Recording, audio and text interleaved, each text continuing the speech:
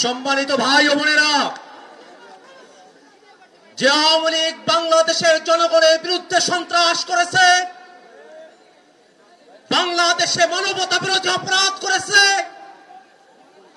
বাংলাদেশের উপরে বারংবার গণহত্যা চাপিয়ে দিয়েছে, সে আওয়ামী লীগ কোনোভাবে বাংলাদেশে রাজনীতি করবার অধিকার রাখে না।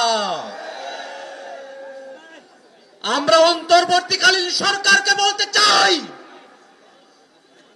অতীতের মতো সুশীল তত্ত্বাবধায়ক সরকার আপনারা না, আপনারা গণ অভ্যুত্থানের সরকার।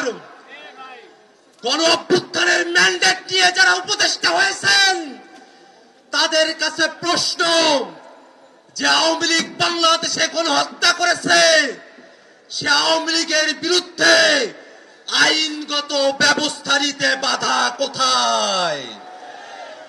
আজকে সাধারণ জনগণের উপর চাপিয়ে দেওয়া হয়। আমরা স্পষ্ট করে বলতে চাই, ওই 5ই আগস্ট বাংলাদেশের জনগণ সিদ্ধান্ত নিয়েছে, আওয়ামী লীগ নামে, নৌকা মার্কার নামে, মুজিববাদী আদর্শের নামে বাংলাদেশে কোনো রাজনীতি চলতে পারে না। বন্ধুগণ আমার, এখনো পর্যন্ত আওয়ামী লীগের নিবন্ধন আছে। আমরা হুঁশিয়ারি দিয়ে বলতে চাই যে আওয়ামী লীগ বাংলাদেশে সন্ত্রাস করেছে, আওয়ামী লীগের নাম নির্বাচনের নিবন্ধনের খাতা থেকে কেটে সন্ত্রাসীদের খাতায় উল্লেখ করতে হবে। বন্ধুগণ আমার, বাংলাদেশে যতদিন পর্যন্ত জুলাই প্রজন্ম বেঁচে আছে, ততদিন পর্যন্ত বাংলাদেশে আওয়ামী লীগকে আমরা 1 সেকেন্ডের জন্য প্রাসঙ্গিক হতে দেব না।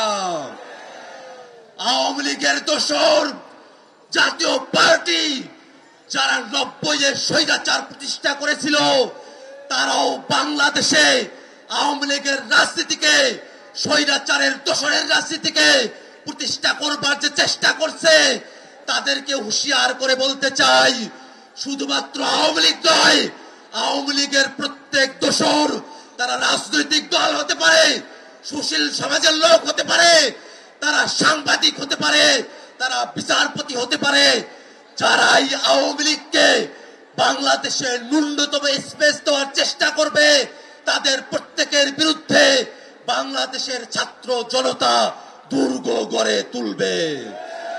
বন্ধুগণ আমার, জাতীয় নাগরিক পার্টি শুরুর সময় থেকে আওয়ামী লীগের বিরুদ্ধে তাদের দীপ্ত কণ্ঠস্বর উঁচু রেখেছে।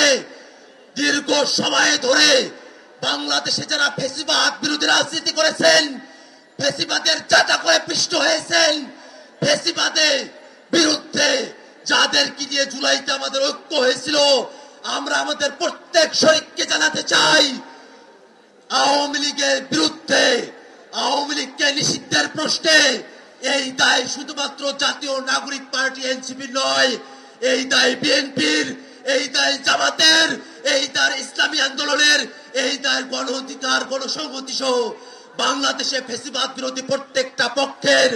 আমরা প্রত্যেক রাজনৈতিক দলের কাছে আহ্বান রাখবো, আওয়ামী লীগের বিরুদ্ধে সকলে মিলে রাজনৈতিক সিদ্ধান্ত গ্রহণ করতে হবে।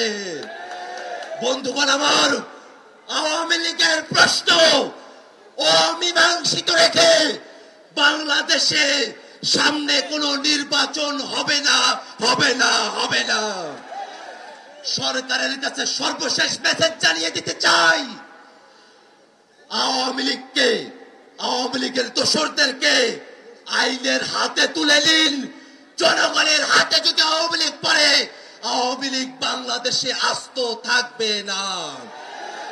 আজকের এই সমাবেশে ঢাকা শহর সহ আশেপাশের জেলাগুলো থেকে আপনারা যারা উপস্থিত হয়েছেন, তাদের সকলকে সংগ্রামী সালাম জানিয়ে আমি আমার বক্তব্য এখানেই শেষ করছি। ইনকিলাব জিন্দাবাদ।